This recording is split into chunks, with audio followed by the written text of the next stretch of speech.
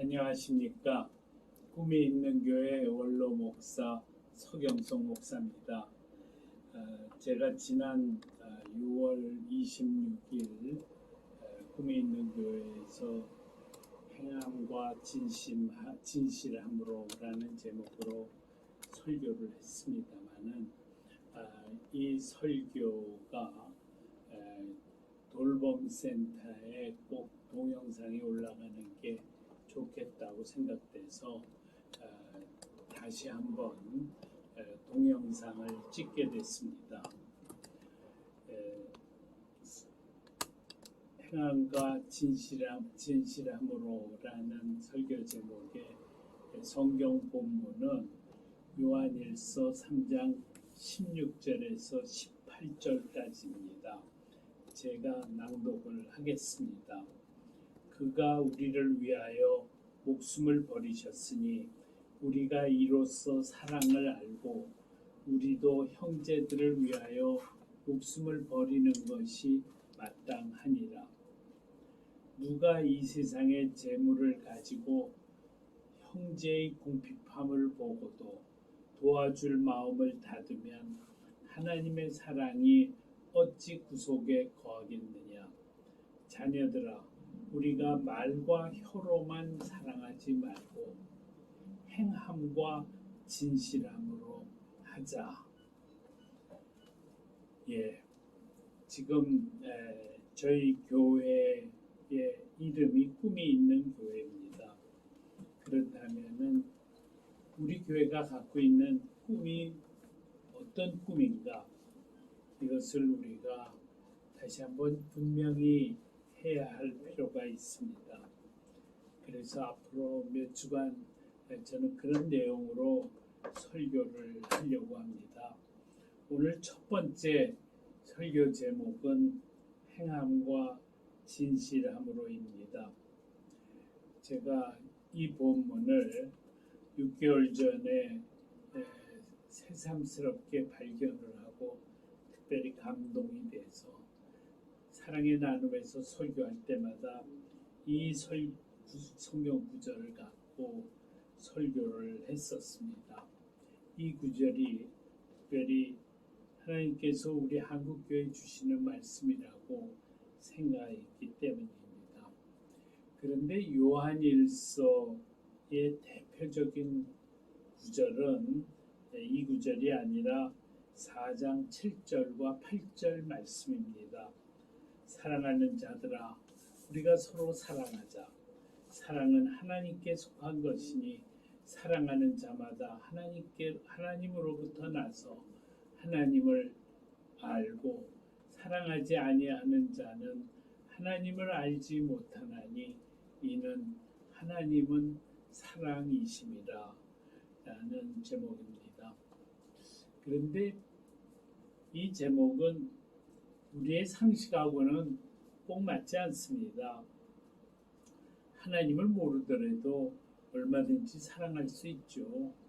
연인들의 사랑도 있고 부모의 자식 사랑도 있고 나라와 민족에 대한 사랑도 있습니다. 더군다나 우리 민족은 어려운 사람들을 돌보는 민족 공동체로 유명합니다. 아주 대표적인 사례가 경주의 최부자 아닙니까? 그 최부자의 가훈 몇 가지만 언급 지적을 하면은 제사는 1년에 1만석 이상을 모으지 말아라. 1만석 이상의 제사는 이웃과 사회에 환원한다. 나그네를 후하게 대접하라.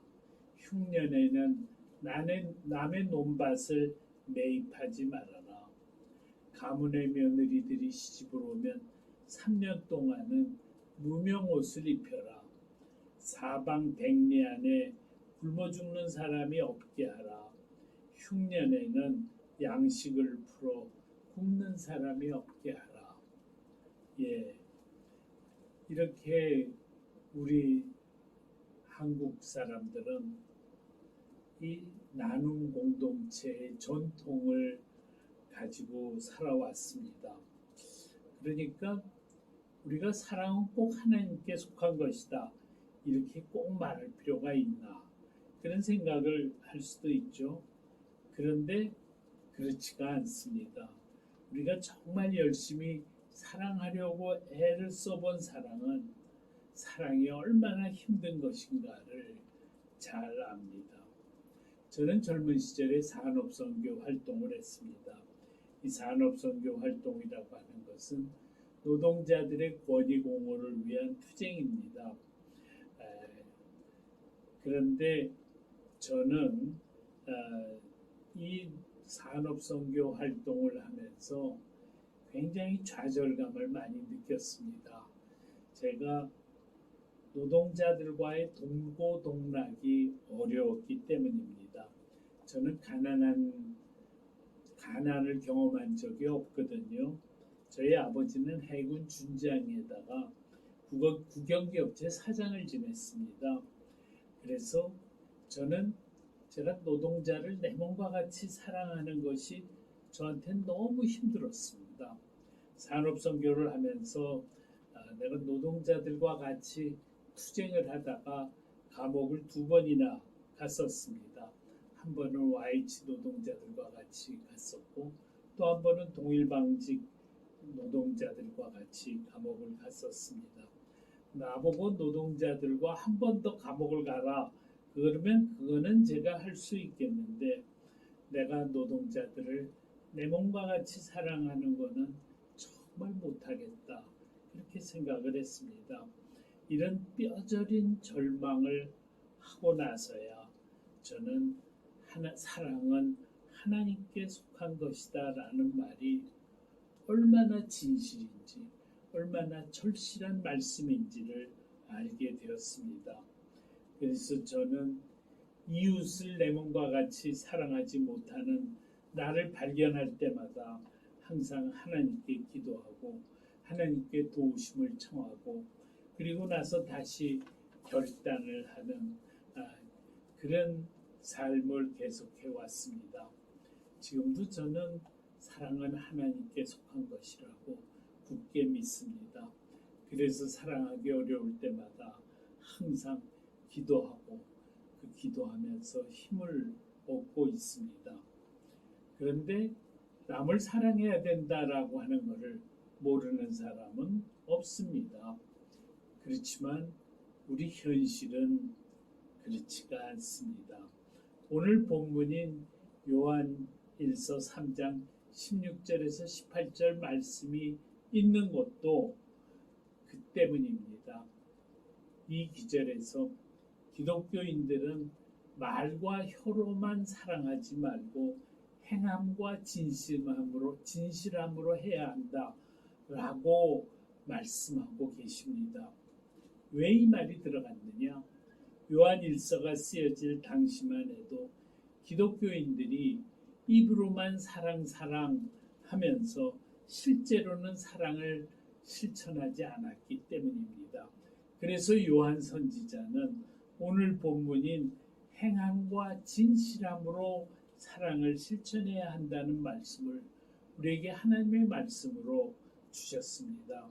그리고 우리가 사랑을 실천하는 수준도 그렇게 가벼운 수준으로 해서는 안 된다는 것이죠.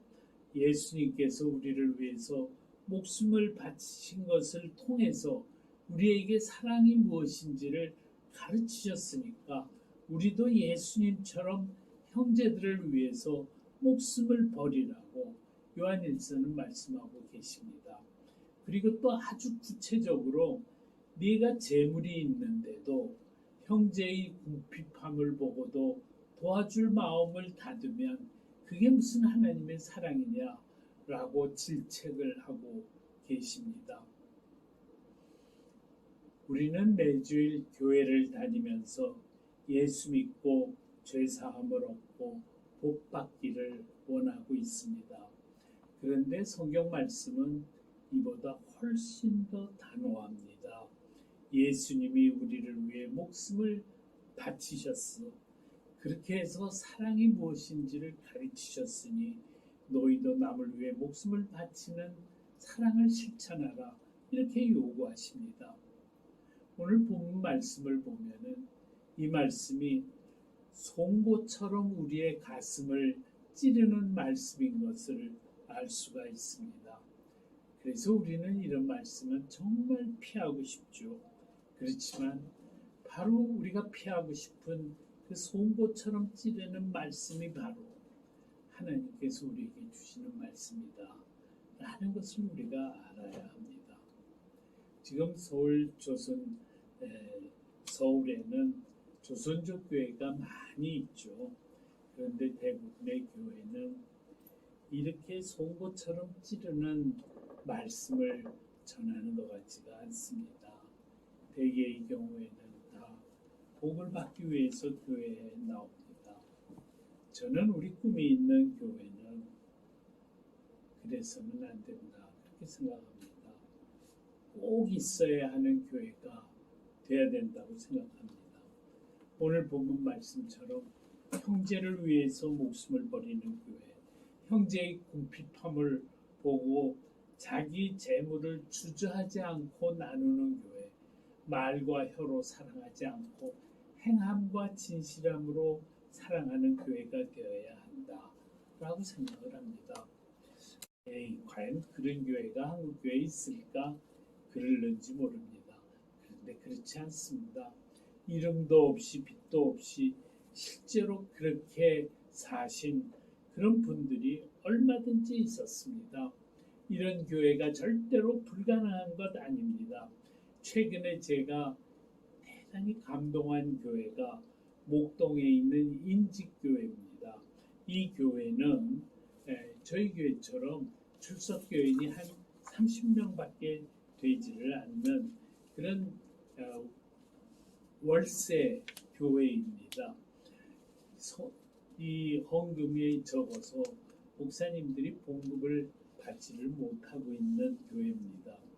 그런데 이 교회에 조선족 동포로 손선옥 씨라는 분이 그 교회에 출석을 했는데요. 그분이 그러다가 이 신장이 망가져가지고 투석 환자가 됐습니다. 한국이 비자가 있을 때는 의료보험이 돼서 투석 비용이 그렇게 크게 어려움이 없었지만은 그 기간이 만료가 되고 나서는 도저히 중국으로 돌아갈 수가 없어서 불법 체류자가 됐습니다. 그리고 나서부터는 의료보험이 없으니까 투석 비용이 한 달에 100만 원이 넘었습니다. 그런데 이 조선족 동포 송선옥 씨의 투석 비용을 이 목동 인직교회가 지난 10년 동안 도왔습니다. 1억 2천만 원을 그동안 도왔더라고요. 저는 처음에 그 사실을 알고 깜짝 놀랐습니다. 이 송선옥 씨가 저한테 찾아온 거는 성현석 목사가 조선족 동포들 어려운 사람들을 돕는다는 거를 알고 자기가 목동인직교회에 이제 더 이상 부담을 줄 수가 없으니 목사님 나를 좀 도와주세요. 그렇게 찾아왔습니다. 그래서 저도 그 사실을 알게 됐습니다. 그러고 나서 저는 송선옥 씨를 도웁시다 해가지고 송선옥 씨 구명운동을 전개한 적이 있었습니다. 그런데 지금도 여전히 그 목동인직교회는 그 송선옥 씨 돕는 일을 기쁨으로 알고 살아가고 있습니다. 그러면 그 교회가 불행한 교회인가? 아닙니다. 주님 안에서 기쁨으로 살아가는 교회입니다. 그리고 바로 그런 교회가 있지 않으면 절대로 복음이 전파되지를 않습니다. 사실은 제가 20년 동안 목회를 한 서울 조선족교회도 이런 목동인직교회하고 비슷한 교회였다라고 생각합니다. 제가 조선족교회를 담임을 하면서 저의 기도 제목은 항상 도움을 청하러 온 손길을 절대로 빈손으로 돌리지 말게 해주십시오 하는 기도였습니다. 그래서 어느 누구도 도움을 간절히 청하러 왔을 때 한 사람도 내치지 않고 끝까지 돌보았습니다. 그러다 보니까 저희가 한번 15개 교회에서 단식 농성을 한 적이 있었죠. 그리고 그것을 해산을 하면서 저희가 명성교회에서 예수 믿기로 작정한 동포들에 대해서 세례를 준 적이 있었는데 970명에게 세례를 줬습니다. 저 혼자뿐만 아니라 부목사들이 다 같이 세례를 줬는데 세례 주는 시간이 2시간이 걸렸습니다. 평생에 저는 그런 경험은 처음이었죠. 어떻게 그렇게 동포들이 예수 믿기로 작정했는가? 나는 우리 서울 조선족교회가 보여준 사랑의 행동, 그것을 보고 하나님께서 살아계시구나 하고 우리 동포들이 느꼈기 때문이다 라고 저는 생각을 합니다.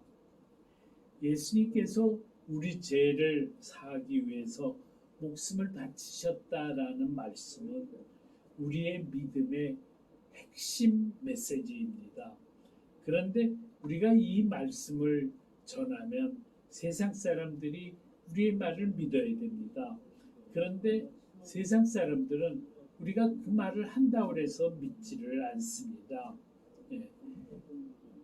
예수님께서 우리 죄를 사하기 위해서 목숨을 바치신 그 사건이 우리를 어떻게 변화시켰는지, 우리가 우리의 행함과 진실함으로 보여주지 않으면 사람들은 절대로 예수를 믿지 않습니다. 믿다가도 의심을 합니다.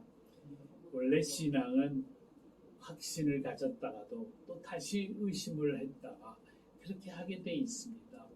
그런데 우리 주변에 예수님 말씀을 온몸으로 실천하는 분이 계시면 그분 때문에 그분 주위에 있는 모든 분들이 믿음의 확신을 갖게 되어 있습니다.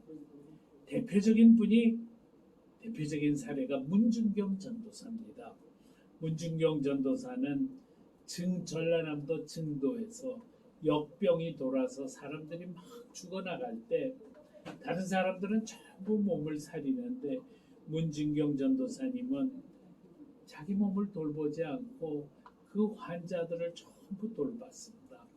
그리고 그 환자가 사망을 하면은 그 시신에 염을 하고 장례까지 치렀습니다.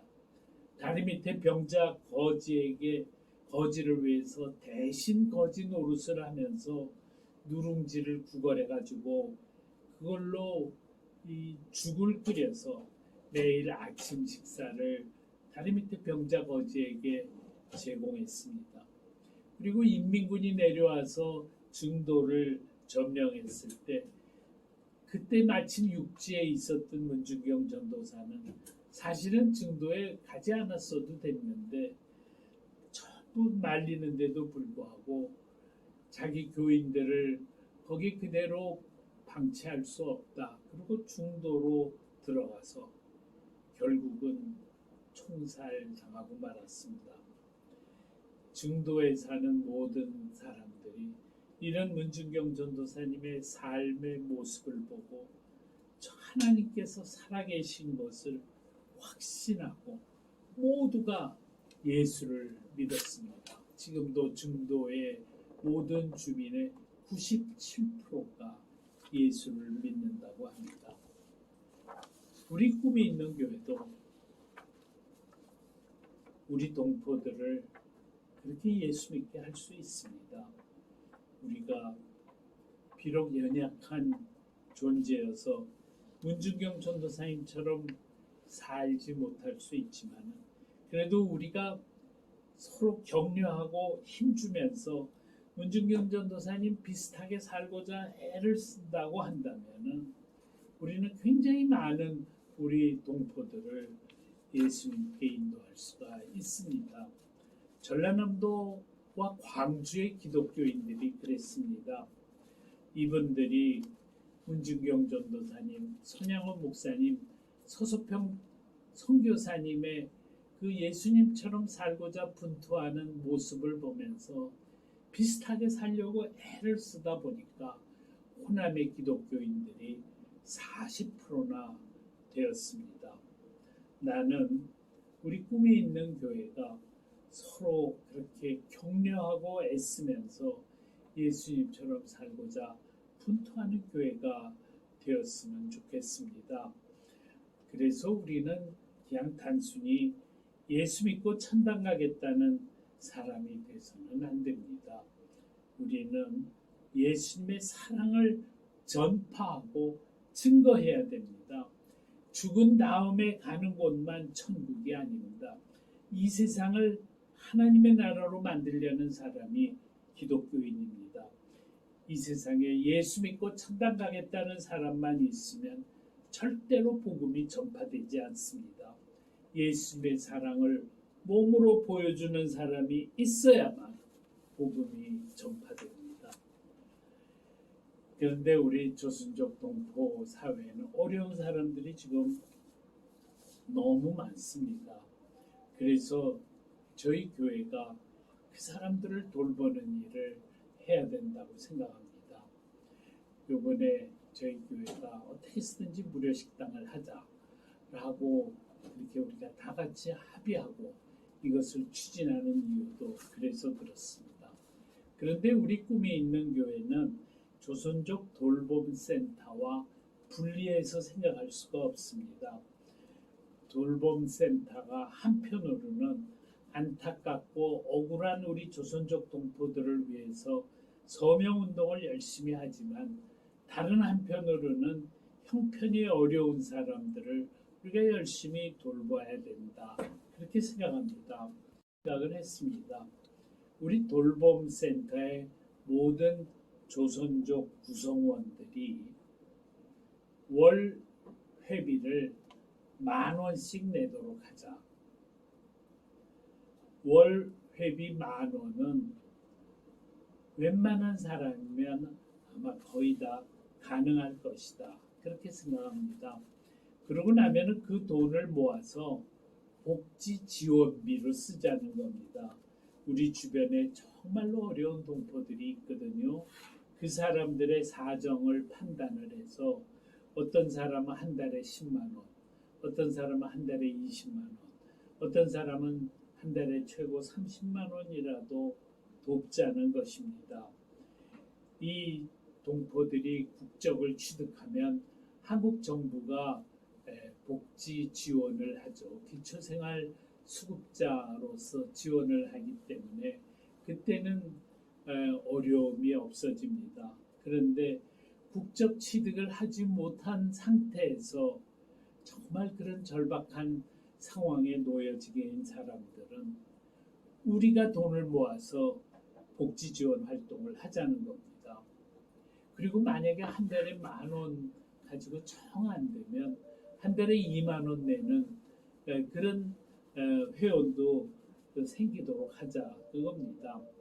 근데 이렇게 해가지고 우리가 돈을 모아서 우리 어려운 동포들을 돕다 보면은 어려운 동포의 숫자는 훨씬 많은데 우리들의 성금 모금은 그걸 못 따라갈 겁니다. 만약에 그걸 못 따라가게 되면은 그러면 우리가 이 사실을 큰 교회나 기업에게 설명을 드리고 그분들의 도움을 청하면은 우리 동포들이 먼저 나서서 월 10,000원씩 돈을 내서 도우려고 하는 우리들의 이 자세에 감동이 되어서 그분들이 틀림없이 우리를 도와줄 것이다. 그렇게 생각합니다. 그리고 맨 나중에는 한국 정부가 여러분 걱정하지 말라. 우리 동포들이 한국 국적을 취득하기를 원하는 사람은 우리가 다 취득하게 해주겠다. 그래서 기초생활 수급자가 되게 해서 우리 모두가 다 같이 여러분들의 어려운 사정을 돕도록 하자. 나는 틀림없이 대한민국 정부가 그렇게 나올 거라고 생각합니다. 예. 이번에 이 예배를 마치고 나서 꿈이 있는 교회 교인들에게 여러분들 어떻게 생각합니까?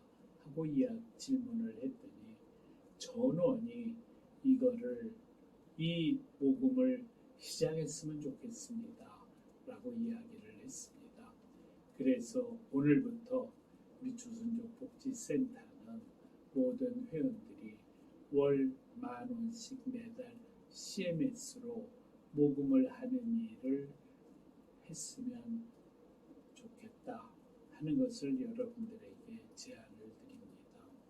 그리고 여러분들께서는 정말로 우리 동포들 중에 어려운 사람이 있으면 저희 꿈이 있는 교회에다가 소개를 해줬으면 좋겠습니다. 그러면 우리 꿈이 있는 교회가 그 사람들을 상황을 파악해서 정말 어려운 사람한테는 한 달에 30만 원, 그렇지 않은 사람한테 한 달에 10만 원, 이런 식으로라도 돕는 일을 시작하겠습니다. 여러분, 우리 동포들이 이렇게 해서 정말로 입술과 혀로 사랑을 실천하는 게 아니라 행함과 진실함으로 사랑을 실천하는 우리 동포들이 되시기를 바랍니다. 감사합니다.